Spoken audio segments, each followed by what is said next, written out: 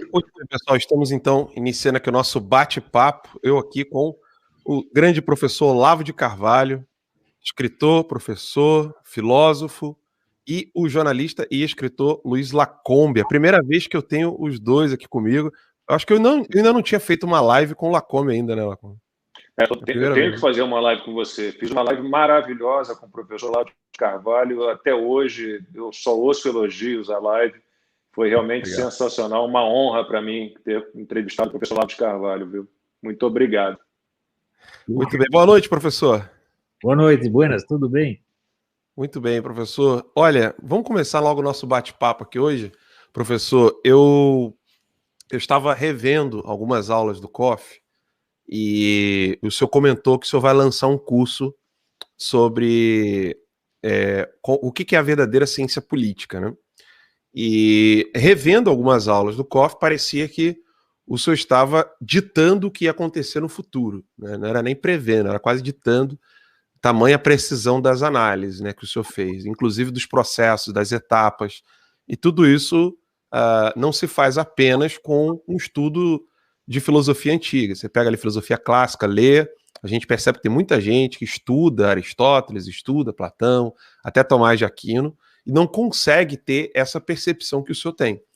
E alguns analistas que acabam negando, inclusive, a filosofia clássica, eles também perdem por completo até a lógica, até o raciocínio lógico basilar dos mais simplórios de todos. Então, eu gostaria que o senhor comentasse primeiro um pouco do curso que o senhor vai lançar, né? Eu estou extremamente ansioso para poder fazer esse curso com o senhor, e também comentar um pouco com a gente por que com a literatura, a filosofia, o senhor consegue ver essas etapas se desdobrando com o tempo, né? Então, olha, eu dei vários cursos de ciência política, filosofia política, comecei lá no Paraná, né? Mas é claro que, à medida que os acontecimentos se sucedem, a gente tem que adaptar novos conceitos para conseguir obter uma descrição correta do que está se passando e, com base nisso, fazer previsões. Uma das finalidades óbvias de qualquer ciência é fazer previsões. Se você levar, então, aquele negócio do Augusto Comte a sério, quer dizer, saber para prever, prever para poder, sem esquecer que o Augusto Comte é praticamente o fundador da ciência social moderna, né? Então você vai ter que admitir que no Brasil não existe ciência política. Não existe nenhum. Todo curso depois é tudo vigarista. Não ensino nada, ele não sabe fazer previsão. Se você pega, por exemplo, o pessoal que faz previsões na mídia, esses professores, jornalistas que fazem previsões na mídia, veja as previsões que eles fizeram sobre o governo Bolsonaro. O governo Bolsonaro ia ser uma ditadura fascista, ia acabar com os direitos, ia botar todo mundo na cadeia. Acabou sendo o governo mais democrático e tolerante da nossa história, e ao contrário, os inimigos dele é que estão criando um sistema ditatorial. Todo mundo está sabendo disso, todo mundo está vendo isso. Cadê a ciência social que não consegue prever uma coisa dessa? Eu previ, para mim estava tudo muito claro. Aliás, eu estou fazendo previsão acertada, vai fazer mais de 20 anos. Então, isso aí, como diria o Lula, não é para me gambar, mas eu sou um cientista político e esse pessoal não. Pega esse tipo, Paulo Roberto de Almeida, Ruim Falso, é só besteira que sai disso aí, não aguento mais isso, não aguento mais. Então, eu quero dar um curso para fechar o esquema. Mas, olha, ciência política é isso aqui, os métodos são esses, conceitos fundamentais são esses, aprendam a usar, gente. Em primeiro lugar, primeira coisa, as pessoas têm que aprender a distinguir o concreto do abstrato, né? Porque, frequentemente, as pessoas pegam termos abstratos e imaginam que são coisas reais concretas. Ou então, quando vai fazer uma análise, pega uma situação concreta e toma como se ela fosse a regra universal. Por exemplo, o pessoal liberal que acredita assim, tudo que é Estado é opressão, e o que é liberdade de mercado é liberdade de democracia. Agora, nós estamos vendo que é o contrário, bicho. Quer dizer, a liberdade de mercado desse pessoal do Silicon Valley é hoje, quer dizer, a mola mestra da opressão mundial. E quem pode agir contra isso? O Estado. O Putin demonstrou aí. O único sujeito que conseguiu fazer algo para deter a sanha dominadora e liberticida desses desgraçados foi o Putin. Até eu comentei, falei, Deus tem um senso de humor infinito. Não é isso? Porque pegou logo o cara que era o homem da KGB e falou, vamos usar ele como instrumento da liberdade. Deus pode fazer qualquer coisa e trocar. Você está acostumado que as coisas vão acontecer de um jeito, elas acontecem de outro jeito. A ciência tem que estar ter sempre a flexibilidade de lidar com essas situações e desenvolver, no mais possível, o senso dialético, o senso das oposições, das contradições, das dificuldades. Não pode ficar num negócio dogmático. Agora, quando a ciência política se confunde com a propaganda política, ela se fecha no dogmatismo. Então, se você é estatista, né, você acredita que só o Estado faz o bem, né? Ou você acha que se o Estado não está na sua mão, ele então é o Estado malvado. Então, o Estado da mão do Bolsonaro tinha que ser um Estado fascista, dominador, etc. Vindo tudo errado, meu Deus do céu. Né? Então, eu estou querendo consertar isso aí, porque a situação está ficando muito complexa e é urgente que as pessoas entendam. Mas, como dizia o Jorge Bernanos, nosso problema não é tanto de morrer, é o problema de morrer como idiotas, está entendendo? Professor, o senhor falou da questão dialética, antes de eu jogar a bola aqui para o Lacombe, numa das aulas que eu estava revendo do COF, o senhor fala que é impossível haver dialética sem um discurso retórico, sem mais de um discurso retórico. Então, quando você cancela uma rede social, um perfil de uma rede social, quando você silencia as vozes que são dissonantes com aqueles que têm o poder hoje das redes sociais, né, o poder da Big Tech, você está impedindo a dialética, né, porque você está querendo que apenas um único discurso seja transmitido à população. E aí você acaba criando aí a ditadura do discurso único. Né? Você acaba impondo que as pessoas pensem de uma única maneira. E a população fica assustada com esse discurso único. Hoje eu recebi aqui a notícia, né? O filme da Xuxa com o menininho deitado na cama lá, que era um filme que a Xuxa havia ganhado na justiça, para que se não divulgasse mais esse filme, será transmitido no Canal Brasil da Globo, para a TV fechada. E na mesma semana, onde aquela infame defensora de aborto lá, a Duprá, ela disse que o Bolsonaro está perseguindo os pedófilos. Não foi a... Foi a Débora Diniz, né? A Débora Diniz. Então foi a Débora Diniz. Débora mental, Obrigado pela correção. E aí, então a Diniz agora está dizendo que não pode perseguir pedófilos. Você não é contra a pedofilia, você é a favor. Então ela está fazendo propaganda da pedofilia. Isso aí é apologia do crime. Não tem como escapar. Mas hoje em dia... Isso pode nas redes sociais. Não consegue nem lidar com lógica elementar. As pessoas adotam, vamos dizer, posições totalmente emocionais, baseadas em imaginação, em sonho, né? em delírio, às vezes em delírio, né? E não percebem o que elas estão fazendo com a mente humana, estão desgraçando tudo, tornando todo mundo incapaz. Por exemplo, hoje em dia, você já percebeu assim, que você, da religião, do sentimento religioso, você pode falar o que você quiser, pode xingar, pode amaldiçoar, pode caluniar, mas você falou algo contra algum desejo sexual, você é um monstro. O desejo sexual se tornou sacrossanto, inatacável. Então, você veja, pessoas santas que passaram a vida se dedicando, fazendo sacrifício pelo bem do próximo, não vale nada. Mas o primeiro sujeito que está dizendo que comeu ou deu, né, você não pode falar mal dele jamais, porque é um santo. Isso aí é estupidificação total, é a perda total do senso de realidade, meu Deus do céu. Mesmo porque, ora, todo sujeito que transa, né, seja homossexual ou heterossexual, ele só transa em proveito próprio, né? Ninguém jamais transou pelo bem da humanidade. Eu estou errado? Então, aqui o sujeito, toda transada é egoísta, pô. É o direito de egoísmo que o sujeito tem. Mas eu tenho certeza, eu fiz um monte de filho, quer dizer, transei um bocado. Duvido que alguém tenha tirado vantagem disso aí. Eu não fui perguntar para o meu vizinho, pô, você gostou da transada que eu dei ontem? Né? Não tem sentido.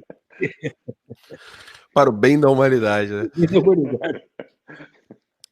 Luiz Lacombe. Lacombe, você é um jornalista que passou por grandes órgãos de mídia, tem uma experiência literária extremamente acima da média do jornalista que temos hoje. Te assusta ver o jornalismo hoje dessa maneira, abandonando a lógica elementar, abandonando aqueles valores indiscutíveis, né? Valores que não são objeto de discussão dentro da sociedade, né? Como, por exemplo, violar a vida de uma criancinha no ventre da mãe, ou violar uma criancinha fora do ventre da mãe, como a gente está vendo agora que o Bolsonaro está perseguindo pedófilos.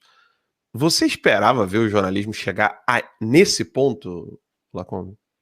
Não, nunca. O jornalismo censurando a verdade, né? Censurando os fatos.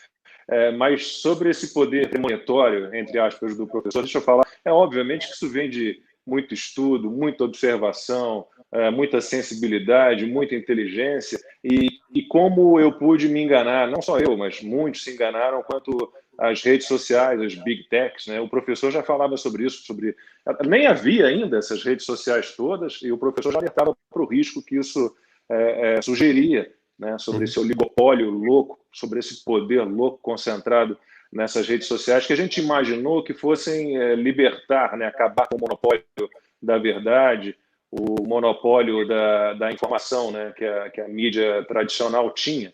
Né? Então, as redes sociais seriam a libertação de todos nós, né? Telespectadores, ouvintes, leitores, e de repente a gente percebe que não é nada disso.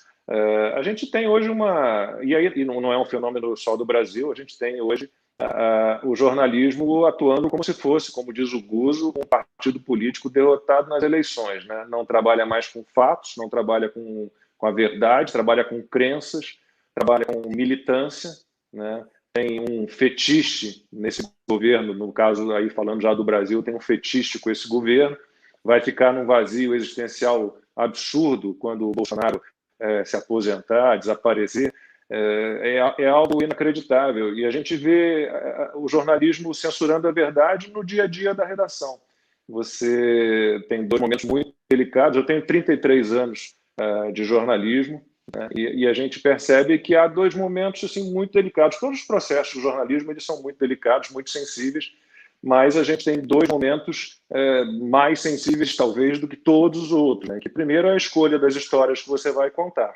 Né? Como é que você define o que é notícia e o que não é notícia? Né? Que histórias você vai contar? E o segundo é, a partir do que você selecionou de pautas, de histórias, né? De que maneira você vai contar isso. Então, você abandona aquela regra básica, que no inglês é o 5WH, né? E em português é o que, quem, quando, como, onde, por quê, e você pinça só uma delas. Né? Que é o caso do leite condensado, aí, que você pinçou só o quê, e você não quis saber mais nada, né? Você não deu explicação nenhuma sobre aquilo para criar uma narrativa. É algo muito delicado, eu fico muito decepcionado, e fico mais decepcionado porque nos impedem, né, os jornalistas que tentam trabalhar com os fatos e com a verdade, nos impedem de questionar. E é básico para você ser jornalista, você não tem só que ter vontade de contar histórias, porque somos, no fim das contas, contadores de história. Mas você tem que ser alguém curioso sempre e desconfiado sempre. Então, essa história de chamar todo mundo de negacionista é você negar aos outros que interroguem, que questionem, que perguntem. Né? É muito delicado. Eu estou muito assustado, perdi o relacionamento com vários amigos jornalistas, tenho uma relação delicada com as redações, de um modo geral, e estou atônito. Não sei de que maneira a gente vai caminhar. E para voltar ao início, né, do que eu falava, o professor Olavo já falava isso há muitos anos, eu me lembro lá no início dos anos 2000 já nos alertava sobre isso. Eu tive, sinceramente, a ilusão de que as redes sociais seriam a nossa redenção, né? Eliminando esse monopólio da informação, esse monopólio da verdade das mãos da mídia tradicional. E, infelizmente, a gente acabou entrando por um caminho muito parecido nas redes sociais também. Né? Professor, a rede social ela veio trazendo essa redenção, né, para como falou, né, você tem uma concessão de rádio e de TV no Brasil e mesmo fora do Brasil, né, aqui nos Estados Unidos, embora a cable TV, né, a TV a cabo mudou a TV americana, por completo, né? Você tinha ali a CNN que permitia por lei, né? Na verdade, permitia não, né? Era obrigada por lei a dar um tempo para o Partido Republicano, um tempo para o Partido Democrata, e você tinha ali grandes jornalistas e jornalistas que ficavam fazendo militância comunista e esquerdista. Mas você tinha os dois ali, então o debate acontecia. Depois que foi para a Cable TV, a TV a cabo americana, surgiu a Fox, aí a Fox quis se assumir assim como um canal de direita, ao menos diferente do que era a CNN e as outras mídias, quis ter uma voz forte com relação ao conservadorismo. O fenômeno ainda permanece até hoje no horário da noite aqui. O Tucker Carlson, Laura Ingraham e o Sean Hannity lideram a audiência da TV americana, né? Ou seja, os três ali somados, eles ganham de jogos de futebol, seriados, porque eles têm um espaço. Só que até isso está sendo ameaçado agora. Então, nas redes sociais, a mesma coisa. Você tem a direita ganhando em audiência em tudo, né? Twitter, Facebook, YouTube, Instagram, Telegram, qualquer coisa que a direita acabe aparecendo ali, ela ganha a audiência de toda a esquerda, né? Só que eles viram que na audiência, no debate, não ia funcionar. Então começaram a criar palavras, aqueles chavões, né? Aquelas palavras gatilho, né? Vamos cancelar fulano, vamos calar o cicrano, porque está falando fake news e desinformação. Como é que pode sair dessa sinuca de bico, professor? Eles têm o poder de tirar as pessoas das redes sociais e a direita ganha no debate. E aí, como é que fica? A única maneira de nós enfrentarmos um poder que é superior à nossa capacidade de ação é jogar contra ele um outro poder equivalente ou maior. Então, é evidente que, como a opressão agora é personificada por essas grandes fortunas, tem que jogar contra eles o quê? O poder de Estado. Não tem outro. E foi o que o Putin percebeu. O Putin é um gênio, né? Já pensou, amanhã ou depois nós devemos a nossa liberdade, né, ao ditador russo, meu Deus do céu, né? Ele percebeu o que está acontecendo, né? Eu acho que ele andou lendo o meu debate com o Dugin e aprendeu alguma coisinha. Então tem que ser o poder de Estado mesmo, não tem conversa. Não há. Vamos ver, esse pessoal, Big Tech, a ambição de poder deles é um negócio tão descomunal, mas tão descomunal. Vocês assistem essa live do Daniel Lopes hoje, falando dos planos que os caras têm para a imortalidade física do ser humano. Criar a imortalidade física e vender fórmula da imortalidade, só que daí vai ter um problema populacional, porque vai ter muita gente, então daí vai ser preciso diminuir a estatura dos seres humanos, com aqueles comumente. A ambição dos caras chega ao ponto de querer controlar isto. Esses caras são todos psicopatas, criminosos, monstros. Nenhum deles merece respeito. Não se pode falar de um deles com respeito. Nada, nada, nada. São monstros. Perto dessas pessoas, né, olha, Lenin, Stalin, Hitler, Mao Tse-tung, Pol Pot, eram os doces de coco, porra. Nenhum deles, por exemplo, desses quatro, nenhum pensou assim, proibir palavras. Tal palavra é proibida. Eles nunca fizeram isso. Tinha opiniões, eles proibiam, mas palavras não. Né? Agora, se o cara chega a esse ponto de proibir palavras, então eles querem dominar a mente humana, todos os recessos mais íntimos da mente humana. Tem que estar sob o controle deles.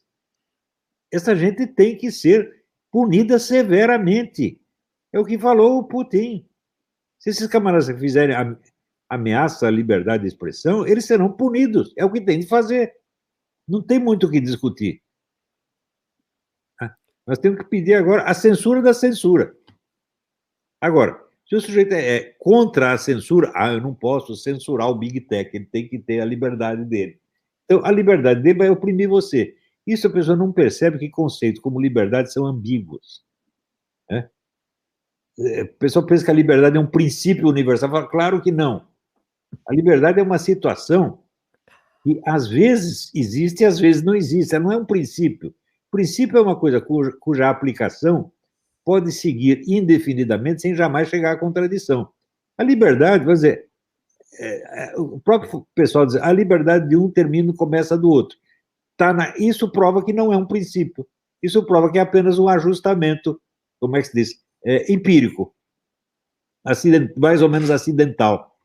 Então, vamos dizer, não podemos nos apegar à liberdade, vamos dizer, dessa maneira que ela se distribui igualmente por todo mundo em todas as situações. Não, não, não, não, não. A liberdade, de fato, não é um princípio. A liberdade é o resultado da aplicação de certos princípios. E um desses princípios é o princípio da dialética, de que toda força social é ambígua. Né? Não tem nenhuma santa e nenhuma demoníaca. Pode ser santa às vezes, demoníaca às vezes, depende da situação. Então, nós temos que julgar pelo efeito real que as coisas estão tendo, e não pelo conceito abstrato, meu Deus do céu. Né? A liberdade do seu Bill Gates está custando a opressão de quantas pessoas? Depois, a liberdade de mercado é sacrossanta. Em certa situação quer dizer, contra uma opressão estatal, você joga a liberdade de mercado, mas contra a tirania criada pela liberdade de mercado, você tem que jogar o quê? O poder do Estado. Você tem que jogar... Veja, tem que apostar sempre em pelo menos 2 cavalos para obter o resultado que você quer. A sociedade é uma coisa complexa e a vida humana é feita de contradições, meu Deus do céu. Eu estudo um pouquinho, desde o tempo do Aristóteles, eu já percebi isso aí. Que, vamos dizer, na ciência política não existe essa certeza linear, como você tem em matemática. Né? Tudo é feito de contradições. Como é que Aristóteles diz? Como é que você começa estudando um problema qualquer? Você começa por fazer o repertório das opiniões que se contradizem. Começa buscando a contradição, não a solução direta. Daí você acaba entendendo como as coisas funcionam. Então, olha, eu fiquei muito contente com essa história do Putin, viu? Porque está todo mundo discutindo a coisa só no termo da liberdade abstrata. De repente ele diz, está aqui. Vamos dizer, a opressão estatal vai garantir sua liberdade. A vida é assim, meu filho. Essa maneira de pensar doutrinária que o senhor sempre condenou no seu curso online de filosofia, e quem é aluno do senhor sabe disso, né? Não existe análise que se faça na vida humana, né, que é tão vívida e tão complexa e, como o senhor disse, né, paradoxal, né?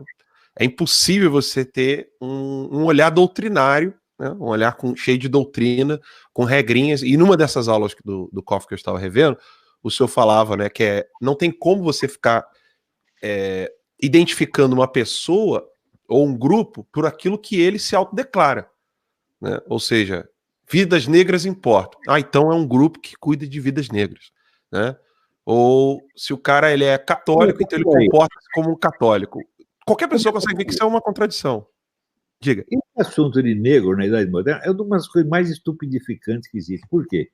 Os negros africanos praticaram a escravidão durante 5 milênios. Ninguém reclamou. Né?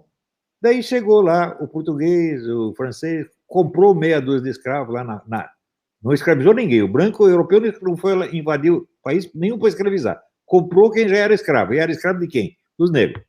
Né? E eles ficam se fazendo de vítimas, falando, não, a escravidão é de fato horrível, mas vocês, antes de vocês serem vítimas dela, vocês foram autores dela. Vocês são criminosos, todos vocês. Vocês criaram e espalharam a escravidão pelo mundo inteiro. Você tinha impérios inteiros, não pensa que a África sempre foi como agora, havia impérios imensos que viviam inteiramente da escravidão, escravizando os outros. E daí sobrou alguns, eles venderam para o português. Vendeu só o que sobrou. Então, uma história... Olha, pensa assim, quantas pessoas você conhece que leram uma história da África? Praticamente ninguém, né? Eu li. Não uma, li várias. E entendi que a escravidão ali era um negócio endêmico, vastíssimo, durante milênios. Né? Depois, quando entraram os islâmicos, esses também foram grandes escravizadores, muito maior do que o europeu. E hoje eles são aliados dos negros para condenar a civilização ocidental. Olha quanta hipocrisia, quanta mentira, quanta safadeza. Então é o seguinte, eu acho que a escravidão é um mal horroroso, horroroso. Porém, não é todo mundo que sofreu por ela que tem direito a isso ou aquilo. Não, não é. Precisa ver se antes de você virar escravo, você não foi escravagista. Né? Por exemplo, se você pega, sei lá, pega lá um nazista, chefe do campo de concentração, põe o cara na prisão, e na prisão ele apanha, eu vou ficar com dó dele? Claro que não. O sofrimento que você criou é menor do que o sofrimento que você está levando agora. Então, o sofrimento que você criou é maior do que você está levando agora. Então, a escravidão que os africanos impuseram a outros africanos foi um mal muito maior do que a escravidão atlântica, por assim dizer.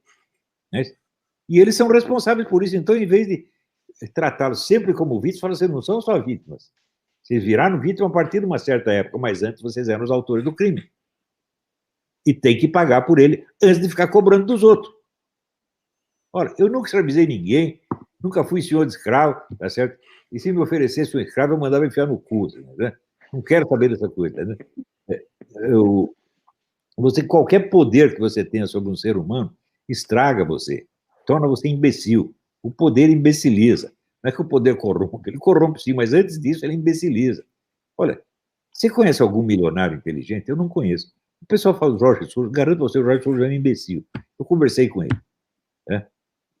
A impressão que eu tive, falei, esse cara é um charlatão, que ele engana ele mesmo. Vou contar para vocês a história. Eu perguntei para ele do Foro de São Paulo. E imediatamente eu percebi, ele não sabia o que era o Foro de São Paulo. E começou a fingir que sabia. Falei, isso é coisa de um homem de 70 anos fazer? Isso é coisa para menino de 12 anos, porra. Então, o segredo dele é assim, ele tem um monte de assessores de inteligência, o pessoal pensa que o inteligente é ele. Não é, não. Né?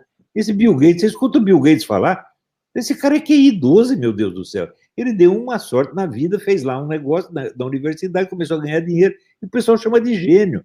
Olha, o maior gênio que teve na América, que foi o Nikola Tesla, morreu na merda total, num hotelzinho de quinta categoria. Isso acontece. O mundo está cheio de gênio perrapado e de idiota bilionário, ou não está? Agora, ainda todo bilionário é gênio, pô. Assim não dá.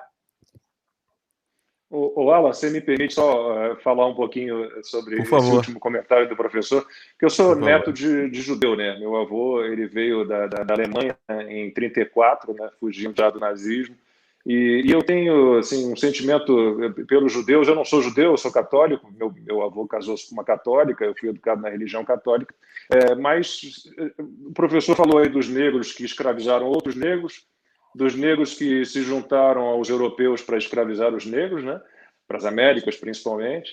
Né? E os negros do norte da África ali, que escravizaram os hebreus também por tantos e tantos e tantos e tantos anos. Então, toda vez que alguém vem com esse papo de ressentimento racial, esse desejo de vingança, eu sempre pergunto por esse livro de contabilidade que registra ali a culpa de cada um, porque não tem como, você vai ficar calculando a culpa, né, atávica lá de sei lá quando, de quantas gerações antes de você, não tem nada com isso. E não me vitimizo, como neto de judeu, não me vitimizo nada. Né?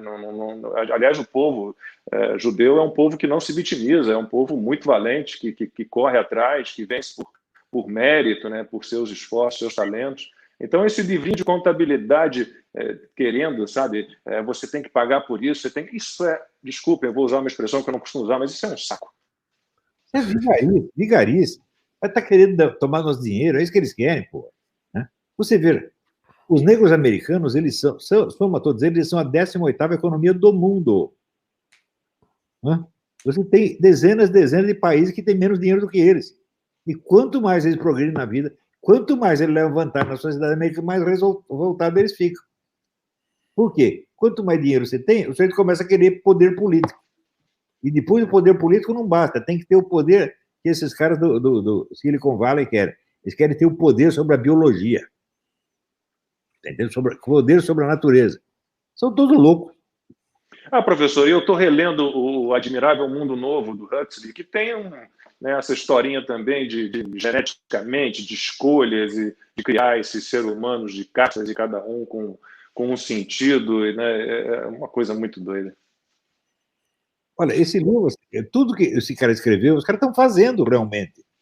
Agora, você veja que nos anos 80, o Aldous Huxley escreveu um segundo livro, chamado Retorno ao Admirável Mundo Novo, que não é ficção, é um ensaio. Ele diz o seguinte: olha, quando eu escrevi o Admirável Mundo Novo, eu achava que aquilo ia acontecer dentro de alguns séculos. E já está acontecendo agora, porra. Quer dizer, eu acertei na previsão, mas errei no prazo. O negócio já está acontecendo, está na nossa cara. Esse livro tem que ler, o Retorno ao Admirável Mundo Novo. É um dos livros, eu acho, um dos livros mais importantes para entender a política mundial.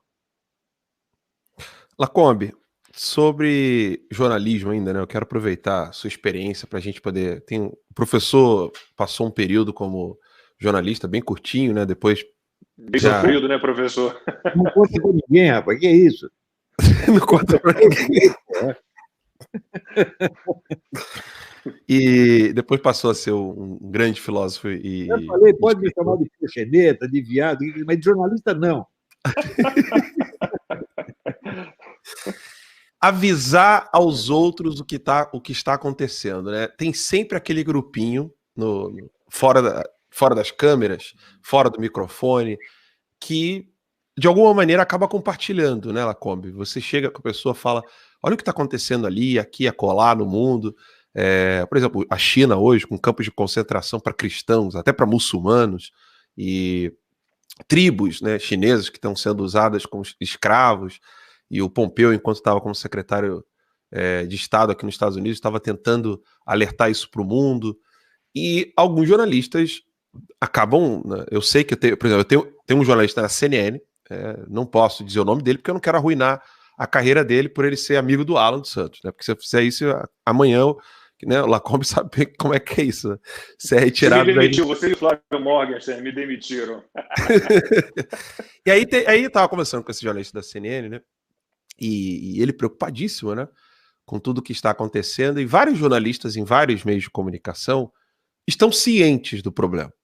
Acontece que, se eles falarem o que pensam, como você fez, acontece o que aconteceu com você. Você é retirado de uma emissora, e aí, óbvio, vai ter uma outra emissora querendo o seu contrato, mas muitos têm esse medo, esse receio.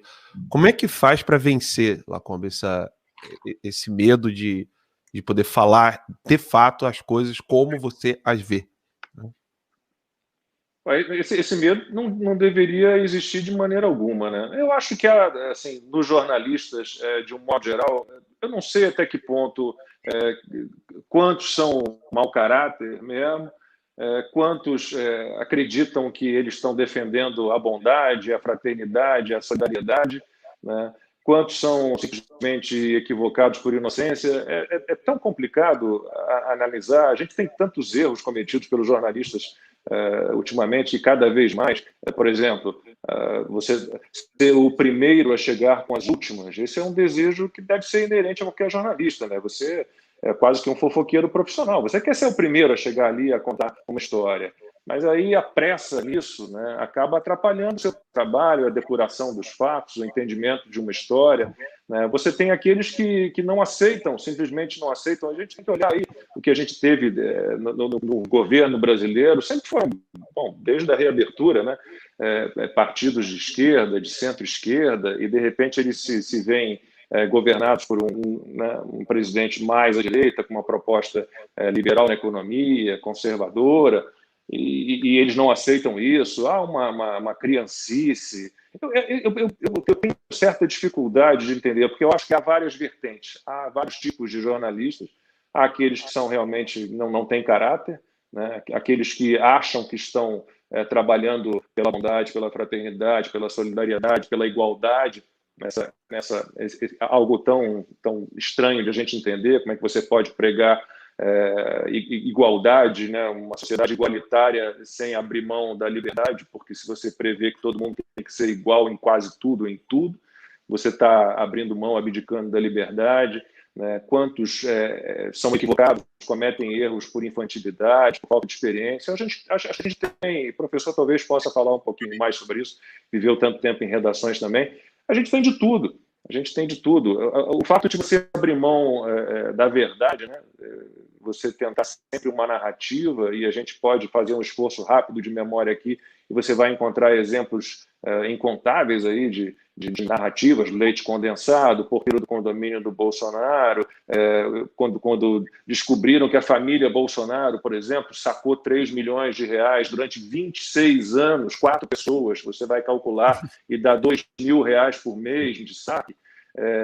Você tem, por exemplo, fake news descaradas nos jornais, recentemente, G1, portal grande de notícias, né? Albert Einstein, o Hospital Albert Einstein proíbe o uso de cloroquina, né? E aí você tem o Claudio Lotenberg, que é o diretor do conselho do Einstein, vai lá e diz, não é nada disso, não é nada disso.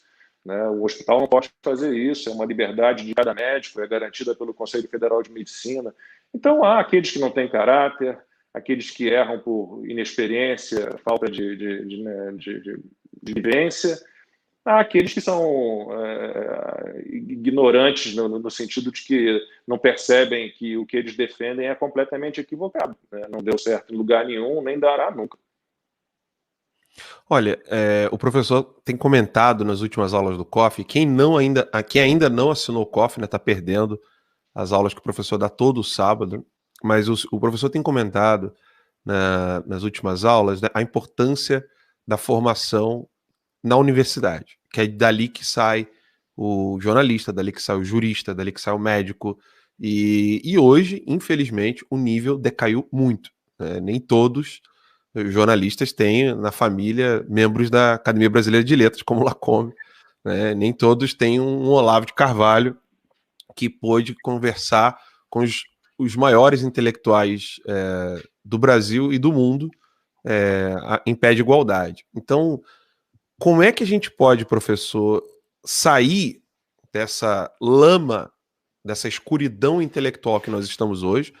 Um médico não sabe o que é... Um médico não sabe debater o que é saúde. Um jurista não sabe debater o que é lei, o que é justiça, o que é bem comum. Um filósofo não sabe o que é debater o que é a verdade. Só que o diploma, né, o pedacinho de papel, está ali legitimando essas pessoas dentro da sociedade, impostos, onde elas podem decidir a vida de dezenas de milhares de pessoas no mundo, né? Não só no seu país, mas no mundo. Como é que a gente pode corrigir essa treva, essa escuridão intelectual da gente ver, por exemplo, um ministro como Luiz Roberto Barroso, que chega a dizer esses pré-iluministas. Eu fico pensando, esse cara sabe o que foi o iluminismo? Não é iluminista nada, esse é um semi-analfabeto, rapaz. Esse homem é uma vergonha, pô. Ele está no nível, sabe, do Fetofoca. Os dois ali se entendem. O nível intelectual dele é isso aí. Devia calar a boca. Agora, ele fica proibindo os outros de falar, ele devia proibir ele mesmo de falar. Eu fazia um juramento, eu nunca mais falo nada. Tá certo? Faria um enorme bem para a humanidade, porque só sai besteira dessa boca, pô. Esse homem é uma vergonha. Ele tem pose, né? Bonitão, assim, metido. Mas é só besteira que sai dali. Eu não penso que ele queira que ele seja um sujeito mal. Não, eu acho que é um burro. Né? Talvez ele até pense que ele está fazendo bem. Mas, veja, o ciclo moderno começa com o negócio da Revolução Francesa. Liberdade, igualdade, fraternidade. Nenhum dos três é um princípio. O pessoal que coloca isso como se fosse princípio não sabe o que é um princípio e não tem noção de lógica. Você vê, a fraternidade, você pode ser igualmente irmão de todos os seres humanos. Isso é absolutamente impossível, meu filho. Eu não posso ser irmão do menininho que está aí sofrendo, morrendo de fome, e ser irmão do Adolf Hitler no mesmo nível. Quer dizer, a fraternidade tem que ser graduada. Então, se ela tem que ser graduada, ela não é um princípio, meu Deus do céu. O princípio é aquilo que é universalmente válido, não tem exceção e nunca dá chabu quando você aplica. Por exemplo, princípio de identidade, né? Princípio de não contradição, princípio de terceiro excluso. Isso nunca falha e nunca tem que voltar atrás. Mas liberdade, igualdade, fraternidade têm limites intrínsecos. Cada um desses é uma autocontradição. E o pessoal não sabe lidar com isso. Acredita realmente que é um princípio. Então, tem que agir coerentemente com o meu princípio de liberdade. Isso é uma estupidez, porra. Tem gente, por exemplo, que acha que a pessoa que prega a liberdade de expressão, ele tem que assegurar a liberdade de expressão para todo mundo. Eu digo, toda liberdade de expressão tem que ser, vamos dizer, proporcional à liberdade de não ouvir. ou estou errado? Né? Meu filho, se eu falo o que o senhor quiser, eu não vou ouvir, eu vou embora. Né? Eu, no ginásio, tinha um professor, né, de geometria que ensinou umas besteiras. Eu falei, eu não quero mais que isso, não vou mais, o senhor pode falar o que o senhor quiser, mas eu não vou estar aqui. Ele entrava, eu saía. Tá certo? Ele falou o que ele quis. Depois, houve até um movimento para tirá-lo da profissão, e eu fui o único que o defendi, veja você. Né? Então, eu defendi o direito dele dizer o que ele quiser, mas não para mim. Né? E as pessoas esquecem isso. Quer dizer, esses princípios, você precisa ver a condição de execuibilidade dessas coisas na vida real, meu Deus do céu. E essa, vamos dizer, a transformação de uma ideia, sim, ideia abstrata, numa realidade concreta, histórica, temporal, implica milhares de contradições. Todo princípio abstrato que é aplicado se transforma no seu contrário. Hegel, que era um vigarista, mas tinha domínio da técnica filosófica, ensinou isso muito bem. Você aposta tudo num certo princípio, daqui a pouco ele virou o contrário, porra. Karl Marx, ele declarou logo o seguinte, o objetivo dele era a crítica radical de tudo quanto existe. Para pensar. Então isso é para destruir o mal? Não, isso é para destruir o mal e o bem e tudo o mais. Quer dizer, o cara está declarando, eu não presto, eu sou filho da puta, eu vim para estragar a sua vida. Ele está dizendo isso, as pessoas não entendem. Por quê? Porque surgiu a ideia de que o antigo regime era malvado e a revolução é boazinha. Então, o antigo regime era malvado, sob certos aspectos, era bonzinho sob outros aspectos. E a revolução, mesma coisa. Tudo no mundo tem contradição. Né? Então, cada situação exige que a gente saiba dosar esses elementos contraditórios de maneira que seja mais vantajosa para todos os nossos, o maior número, não digo para todos, o maior número possível dos nossos irmãos. E mesmo assim, mesmo isso é difícil. A gente erra, porra. Esse aspecto da pecabilidade humana, né? Ou seja, o homem não é impecável, né? O homem ele tem limites, ele tem erros. Né? O Lacombe estava comentando que alguns parecem que são profissionais em errar, né? Ou seja, ele aprende como errar, como manter o erro e como impedir quem fale o que é certo, né? Esse aspecto de você saber lidar com erros de previsão, erros de análise e até limites de poder observar algum fato que está acontecendo naquele momento, Lacombe. Como é a luta que você trava, né, como jornalista, de, ao tratar de um tema, você ter de dar ali aquela perspectiva daquilo que você está vendo, sabendo dos seus limites, sabendo que você pode estar errando, e tendo ao seu lado ali alguns jornalistas que nunca erram. Eles são semideuses. Como é que você lida com isso, Lacombe? A gente tem que parar para pensar no seguinte, o que é o especialista? Né? O especialista é aquele que sabe muito sobre pouco. Né?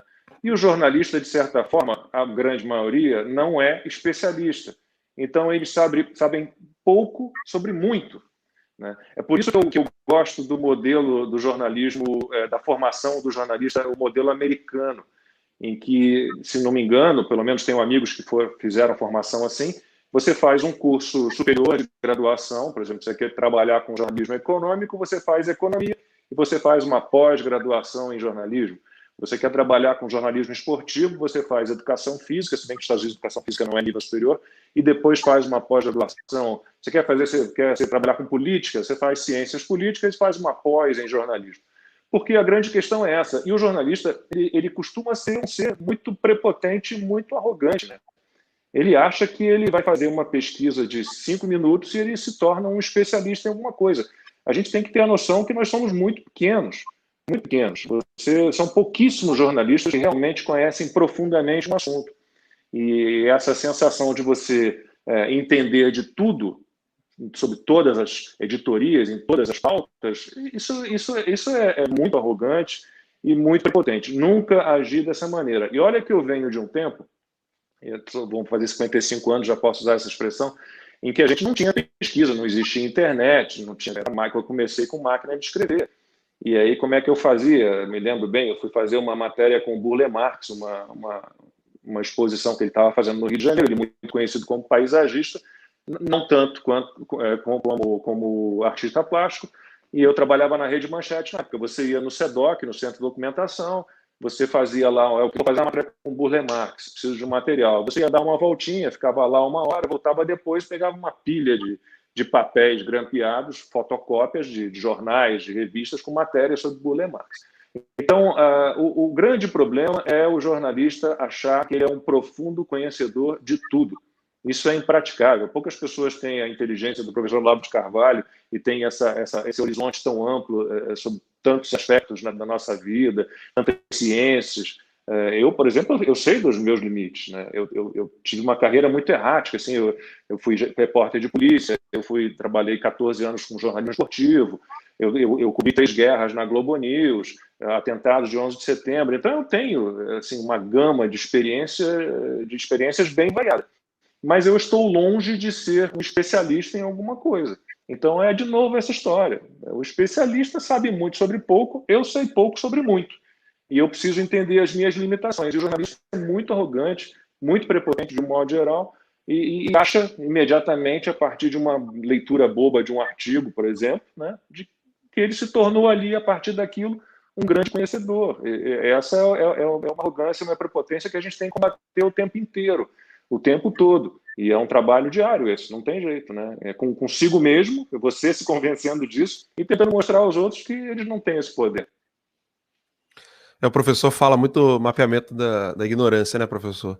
Agora, antes de eu ler um texto do professor Olavo aqui e ouvir o comentário dele, vocês me permitem o merchan aqui, tá? Vou fazer o merchandising aqui do próprio canal Terça Livre, que foi censurado. O canal Terça Livre foi retirado do YouTube, a empresa está correndo atrás de conseguir reverter isso na justiça. O Terça Livre está tentando sobreviver, o Terça Livre está no momento de existência, né, de sobrevivência. Não é venda de um produto, é a existência do Terça Livre, porque eles não cancelaram apenas o canal no YouTube. O canal no YouTube, nós podemos fazer transmissão no Instagram, no Facebook, e até mesmo, né, nós estamos aqui já com quase tudo pronto para ter transmissões do nosso próprio site, né? Então, Terça Livre vai ter a transmissão lá no site. Mas eles também cancelaram as formas de pagamento, ou seja, você que assinou lá atrás o Terça Livre Escola, o Terça Livre Academia, você que assinou até o Terça Livre Premium, o que aconteceu nessas vitórias do Terça Livre? Quem operava a forma de pagamento, né, quem fazia a relação entre o Terça Livre e vocês, né, acabou cancelando, falando, olha, não queremos mais vocês na nossa plataforma. Então o Terça Livre sofreu fomos retirados do Hotmart, Pagar.me, e agora até a Eduz. Então, vários aí estão tentando proibir os conservadores de existirem, de ter essa forma de pagamento, de conseguirem sobreviver, e o Terça Livre foi o mais golpeado de todos. Então, com isso, a equipe do Terça Livre fez todo um trabalho de poder reunir todo esse conteúdo para poder renovar a assinatura daqueles que a gente perdeu, ou seja, nós perdemos todos os assinantes de todos os produtos que nós tínhamos. Então, a equipe toda fez um trabalho sem dormir, né? O João Paulo hoje estava virado, sem dormir a madrugada inteira. João Paulo, Marcelo, Anderson, a equipe toda, o Ítalo, o pessoal estava ali batalhando para poder sobreviver. Então, criaram esse link que está aqui, ó, para vocês podem vir aqui, tercalivrejuntos.com.br, na tentativa aí, desesperada mesmo, de poder renovar toda aquela base de assinantes que nós tínhamos, num local seguro, porque agora esse aí não é uma empresa dessas da Big Tech ou dessas empresas bilionárias que estão por aí. É gente nossa, gente conhecida nossa, não é uma empresa do Terça Livre, mas é uma empresa de gente amiga do Terça Livre. Então ali nós estamos seguros e em breve o Terça Livre vai começar a ter transmissões no seu próprio portal. Então eu estou aqui fazendo um merchandising do canal Terça Livre. Esse canal é do Alan dos Santos, né, o YouTube, antes que o YouTube pense que isso aqui é uma transmissão do Terça Livre. Não é uma transmissão do meu canal pessoal, onde eu vou fazer várias entrevistas e bate-papos com várias pessoas aqui, de modo muito generoso. O maior intelectual que nós temos vivo hoje, que é o professor Olavo de Carvalho, topou fazer essa live com a gente. e o Lacombe, né, um jornalista que está aí despontando cada vez mais no jornalismo brasileiro. Então, obrigado aos dois aí. Feito o merchandise, o link está aqui, ó, tercalivrejuntos.com.br. Corre lá, faz a sua renovação de assinaturas. E a gente volta aqui para o nosso bate-papo. Professor, tem um texto aqui que eu vou ler, né, que é do senhor, né? O óbvio dos óbvios. Uma democracia não pode ser instaurada por meios democráticos, né? Para isso, ela teria de existir antes de existir, o que é uma contradição. Nem pode, quando moribunda, ser salva por meios democráticos. Para isso, teria de continuar saudável enquanto vai morrendo. O assassino da democracia leva sempre vantagem sobre os defensores dela. Ele vai suprimindo os meios de ação democráticos e, quando alguém tenta salvar a democracia por outros meios, os únicos possíveis, ele o acusa de antidemocrático. É assim que os mais pérfidos inimigos da democracia posam de supremos heróis da vida democrática. Senhor das letras, né? Master of Language, o professor Olavo de Carvalho descreveu aqui de uma maneira sensacional, professor. Agora, para o pessoal poder entender, né, professor, o senhor vai lançar um curso em breve para que as pessoas consigam fazer uma leitura real da ciência política. O que a gente pode esperar do curso? Esse texto aqui também eu gostaria de ouvir os seus comentários. Eu vou tentar detalhar mais conceitos que eu já dei por alto, agora eu vou tentar descer aos detalhes. Por exemplo, esse parágrafo que você leu, essa contradição, ela é constitutiva da democracia. Quando você tiver uma democracia, a democracia é essa contradição, meu Deus do céu. Então, veja, nenhum regime pode ser plenamente democrático, nunca. A defesa da democracia depende da existência de algum elemento não democrático que a sustente. Por exemplo, vamos supor, você pega a democracia cristã na Itália. Né? A democracia era garantida por quê? Pela autoridade da igreja, pela autoridade do Papa e pela crença católica da maioria da população. Ou seja, dependia da igreja. A igreja é democrática? Claro que não. A igreja é um órgão autocrático. E ela garante, então, a democracia. É sempre assim, porra. Se você pensar bem, o que garantiu a democracia americana durante quase o tempo todo? As famílias dos Founding Fathers, que eram aristocratas. Isso é o óbvio dos óbvios, meu Deus do céu. Agora, se você quer ser democrático em tudo, você destruiu a democracia. Daí entra naquilo que dizia o Jorge Bernanos, que era um sábio. A democracia não é o contrário da ditadura, é a causa dela. Quer dizer, a ditadura acontece quando a democracia, vamos dizer, pretende se impor de maneira abrangente. E daí, com isso, ela dá força aos seus inimigos. Quer dizer, ela renuncia às forças que a defendem.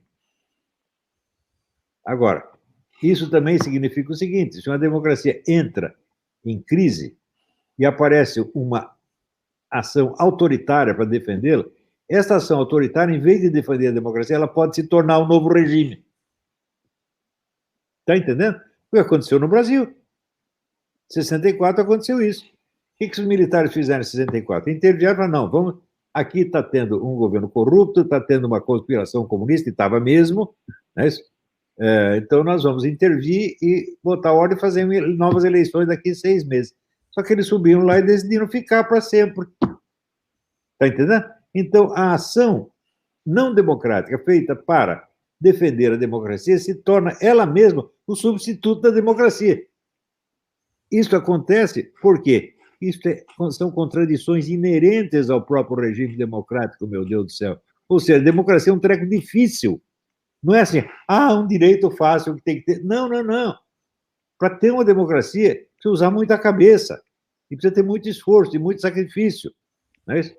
Então, não esperem que a democracia resolva os seus problemas. A democracia é um problema. E quem tem que resolver o problema? Você. Lacombe, a gente já conversou várias vezes sobre a dificuldade de mão de obra, né, no jornalismo. Eu comentei isso com o professor, Inclusive, estou ansioso, não vejo a hora dele lançar esse curso dele. Mas no jornalismo nós não temos apenas aqueles que fazem análise de ciência política. Como é que você pretende, Lacombe, tentar passar um pouco aí para a galera que quer aprender mais jornalismo? Eu estou querendo te pressionar para você fazer um curso de jornalismo para lançar. Já faz tempo. Então, já faz tempo que eu estou te cobrando isso, porque falta mão de obra. Você sente falta dessa mão de obra no trabalho hoje, como jornalista? Muito, muito. E fico muito feliz que eu tenho uma parceria com a Brasil Paralelo, né, com o Henrique, com o Lucas, com o Felipe, e eu fiz uma live com ele já tem um tempo, e a gente deixou ali na descrição da live um link para o pessoal assinar, e para conseguir mão de obra para trabalhar com vocês, né? Que vocês têm uma pegada que não é a pegada normal ali do jornalismo, né? A galera do jornalismo, infelizmente, como o Alexandre Garcia fala, a maioria acha que se forma militante, né, e não profissional de comunicação. E isso já complica sobremaneira, já deixa tudo muito difícil. E eles contaram dessa dificuldade, de como é que eles faziam, de quantas entrevistas faziam para aproveitar um aqui e outro ali, e contratava e não dava certo, e tentava de novo. E quando a gente gravou o especial de Natal da Brasil Paralelo, eu fiquei muito feliz que o diretor de fotografia e a coordenadora de produção, a chefe de produção, os dois estavam assistindo a minha live, né? Descobriram ali que havia uma chance para eles na Brasil Paralelo, foram lá, deixaram um currículo, passaram por toda a seleção e estão trabalhando lá com o pessoal da Brasil Paralelo. É muito complicado por conta da formação que a gente recebe na faculdade, né? São poucos professores que a gente tem na faculdade que realmente estão preocupados em trabalhar com fatos e explicar como é que você vai lidar com a verdade, né? O nose for news, como é que você desenvolve esse faro para a notícia. E essa formação de militância, essa ilusão que você até entende num adolescente, né? Num estudante universitário iniciante, essa ilusão de que ele vai modificar o mundo, né, ainda que ele tenha visões deturpadas do mundo, isso não tem como a gente aceitar esse tipo de comportamento. É muito difícil. Eu estou num projeto, começando um projeto novo, e a gente tem tido muito fora da TV, né, um projeto, por enquanto, a gente deu uma pista aí no fim de semana, Ana Paula Henke, o Guilherme Fiuza, Rodrigo Constantino e eu. A gente deu uma pista de que a gente está começando conversas. As conversas já vêm há algum tempo, mas estamos começando a chegar ao formato, e a gente está com muita dificuldade de formar uma equipe para trabalhar com a gente, né? Porque é isso, a maior parte está envolvida com militância, a maior parte tem a ilusão de que vai mudar o mundo, a maior parte está achando que os caminhos que eles defendem são os únicos, e não tem uma mente aberta para algo que é fato, né? E o que a gente busca é a verdade, e é o que pode nos levar, né, a um caminho realmente melhor. Então, eu não sei como resolver esse problema, sinceramente, não sei como, né? Eu sofro desde o colégio, e olha que eu estudei a maior parte da minha vida no Colégio Católico, São Vicente de Paulo, no Rio, colégio muito tradicional, mas totalmente dominado pela teologia da libertação, né? Eu fui aluno do Chico Alencar, para vocês terem uma ideia. É um problema que não se resolverá fácil, Alan. E eu estou aí trabalhando nesse curso, incentivar por você, acho que há mais de um ano já que você está me dando força para fazer esse curso, mas o meu tempo é curto. Eu estou com um projeto na Rede TV, com mais 2 em gestação, com mais 2 colunas em jornal, mais um canal no YouTube. É uma correria danada, mas eu pretendo, no primeiro semestre ainda, lançar o meu curso de jornalismo. Então, por enquanto, está formatado com 10 módulos. Vamos ver. Eu queria ter a capacidade de produção do professor Olavo de Carvalho, que realmente tem um ritmo intenso, uma energia intensa. Eu tenho uma certa dificuldade. O grande desafio para mim esse ano é a administração do tempo. Está difícil. Estou sem o seu áudio. Agora sim. Mas não deixa o pessoal ficar tendo aula com o Chico. Era professor de OSPB, Organização Social e Política Brasileira. Professor, Pelo imagina, amor Chico de Alencar Deus, de professor. Rapidinho. Eu batia muita boca com os professores no colégio. Muita boca. É mesmo? A União Soviética era paraíso na Terra, né? Eu tinha que ficar rebatendo esse tipo de conteúdo nas aulas, era difícil. Professor, só uma perguntinha rápida aqui. Vou lembrar um negócio. Ora, as duas grandes ditaduras do século XX, a ditadura comunista e a nazista, ambas permitiram que os seus inimigos fugissem do país. Ontem eu estava vendo aqui o filme do Trotsky, no filme lembra que o Trotsky e o Lenin, os primeiros intelectuais que fizeram maciçamente contra o regime, eles mandaram todos embora para a França, para a Inglaterra, né? O Hitler fez a mesma coisa, saiu um monte de intelectual de lá, né? Agora, hoje em dia, esse pessoal quer uma ditadura onde você não tem para onde fugir. Como é que você vai fugir da Big Tech? Só se for para a Rússia, por enquanto lá eles não mandam. É o último lugar onde eles não mandam, né? No resto, eles mandam em tudo. E proíbe uma palavra, essa palavra está proibida universalmente. Para pensar. Ou seja, eles acabaram com o direito de asilo político. Não tem mais. Isso é uma monstruosidade, não se pode tolerar. Eu acho que assim, o pessoal trata essa turma, Bill Gates e o Zuckerberg, né? Muito bem, respeita demais. Nós temos que mostrar o nosso total desrespeito. Não respeito você. Você é apenas um garoto de ginásio que deu sorte, ficou rico, e agora está dando palpite e acha que sabe tudo. E quer reformar a própria natureza humana, pô. É isso, eu só queria observar isso aí. Pessoal, teve gente perguntando aqui, professor, se tem alguma previsão do seu curso? Eu acho que é começo de março. Tá bom. É isso, né? É. Por aí. Eu vou divulgar essa semana o programa, né? Tá difícil fazer o programa porque a quantidade de assuntos que eu tenho que tratar é muita, né? Eu estou fazendo uma revisão dos cursos que eu já dei para ver o que ficou faltando, o que precisa explicar melhor e como adaptar melhor esses conceitos à situação atual. Um ponto importante é o seguinte, quando houve o negócio da Escola de Frankfurt, o pessoal achou que a Escola de Frankfurt era um upgrade do marxismo, né? E sob certo aspecto era. Porém, na hora que a Escola de Frankfurt troca a Revolução Proletária por essas várias revoluções, sexista, homossexualista, negrista, mulherista, etc., etc., o que ela fez? Tornou impossível uma revolução socialista. E a esquerda todinha começou a trabalhar para essas várias causas que só podem progredir no regime capitalista. E os mega bilionários, os homens do clube Bilderberg, perceberam isso. E falaram, vamos botar a esquerda toda para trabalhar para nós, é o que está acontecendo agora. Ou seja, a coisa inverteu.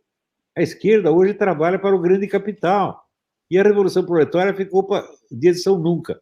O pessoal do PCO, Partido da Causa Operária, deve ter ouvido os meus programas e aprenderam isso. E agora estão falando contra essas causas distas progressistas, que elas foram concebidas para acabar com a Revolução Proletária e criar o poder universal dos megacapitalistas. Esse é um ponto que eu quero analisar com mais profundidade no curso, né? É um dos muitos pontos. O Alan, o PCO já se manifestou quanto ao banimento do Terça Livre, porque o banimento do Trump, eles se manifestaram. Manifestaram contra o banimento do Terça Livre. Eu gosto do PCO, esses são gente boa. Gosto deles e gosto do Putin. Eu tô achando que a galera do PCO tá fazendo cofre escondido. É isso mesmo. Aí eles usam lá aqueles clichês socialistas e tal, mas para não passar vergonha, entendeu?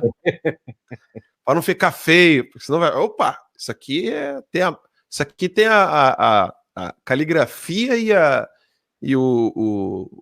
a genética do pensamento do professor Olavo de Carvalho. Aí o cara tem que botar ali um em favor do proletário, e aí pronto, aí o pessoal pensa. É o seguinte, o pessoal quando começou a me carimbar assim, ele é o teórico da direita, etc. É direita de merda, eu não sou teórico de jeito nenhum. O que eu penso é o seguinte, o grande filósofo alemão, germano-americano, Eugen Rosenstock Hussey, ele diz o seguinte, eu não sei como as pessoas podem ser, né, progressistas ou conservadoras. Toda pessoa normal é as duas coisas.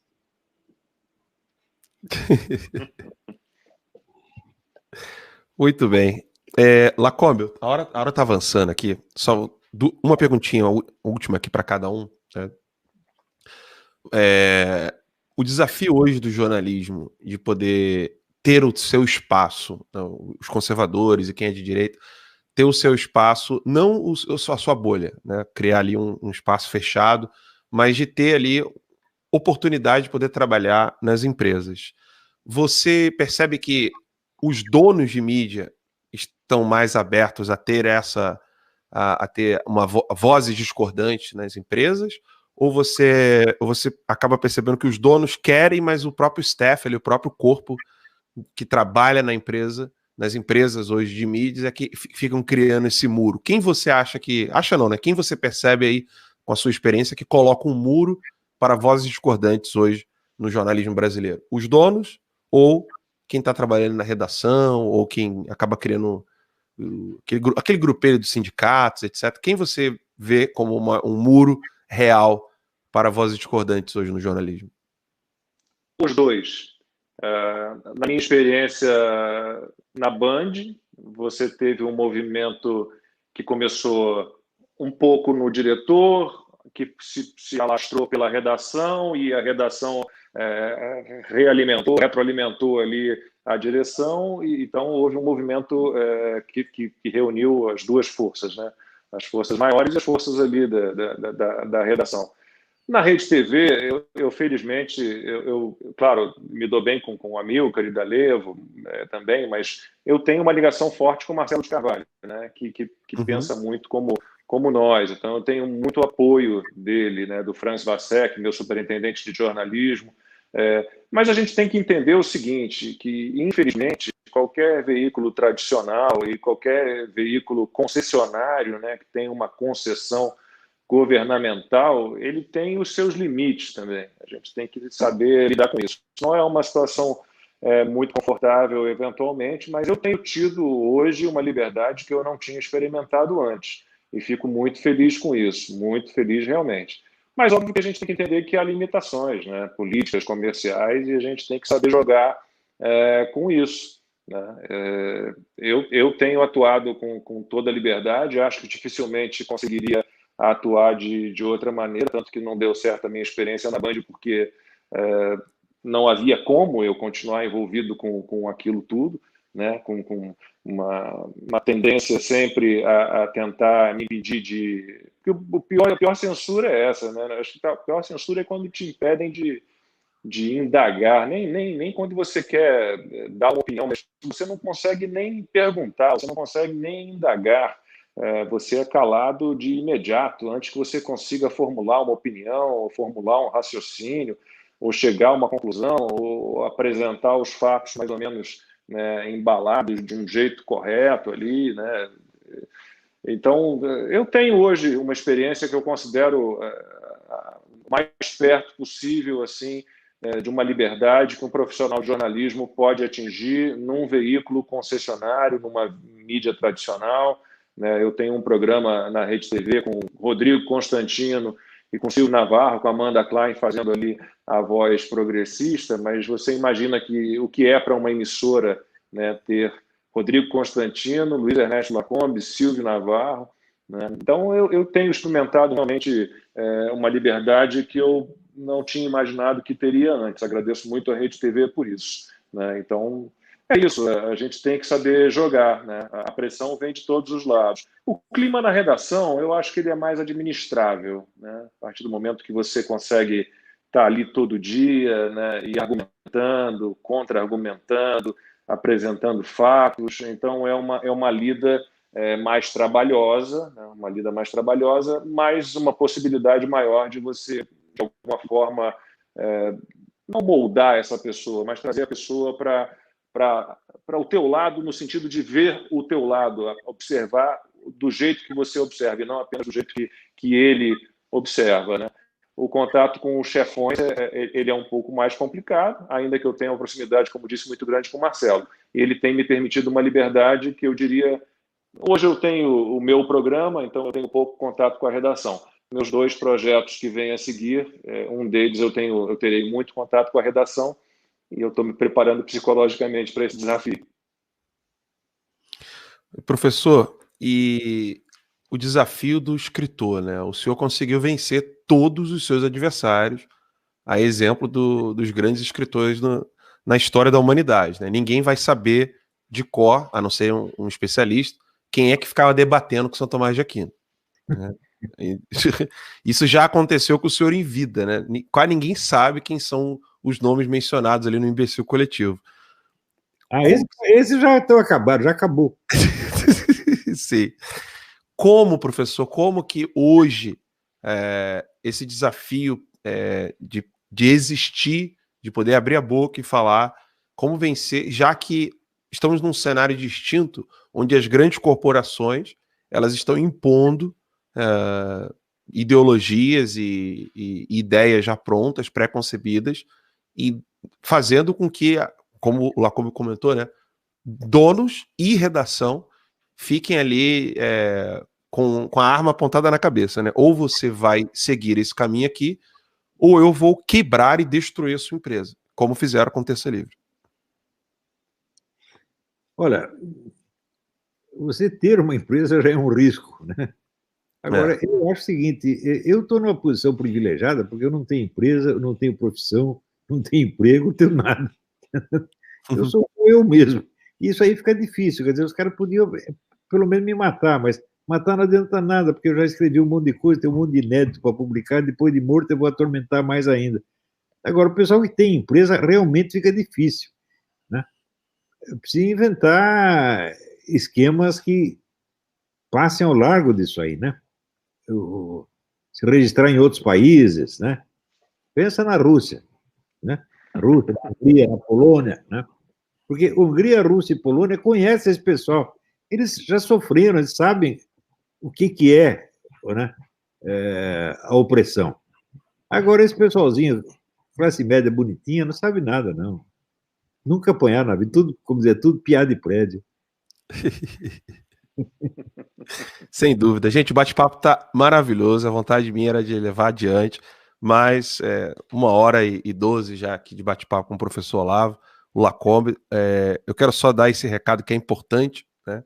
O Terça Livre não perdeu apenas os canais no YouTube, né? O canal Reserva que tinha e o canal oficial do Terça Livre com 1.180.000 seguidores. O Terça Livre perdeu algo que é muito pior do que perder um canal, que foi a assinatura. Nós perdemos toda a base de assinantes que nós já tínhamos e estamos aqui contando com vocês para que essa base renove. E você que ainda não assinou, também assine, está aqui embaixo, tercalivrejuntos.com.br. Professor Olavo, muito obrigado mais uma vez, Lacombe. Vou deixar aí a palavrinha final para vocês.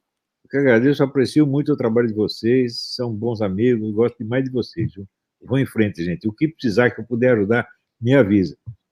Obrigado, professor. Nós chamamos muito também. Tá? Obrigado, Lacombe. Sempre uma honra trocar ideia com o senhor. Muito bom a minha live com o senhor. Pessoal, vou fazer meu jabazinho aqui também. Está lá disponível no meu canal no YouTube, uma live sobre literatura com o professor que é sensacional. Foi uma ideia do meu filho mais velho, que eu li 4 livros do professor. Professor, pretendo ler todos, são mais de 20. Estou aos pouquinhos, meu mais velho já leu mais e é um grande fã do senhor. Como é que é? Agora está para sair um livro mais grosso, 650 páginas.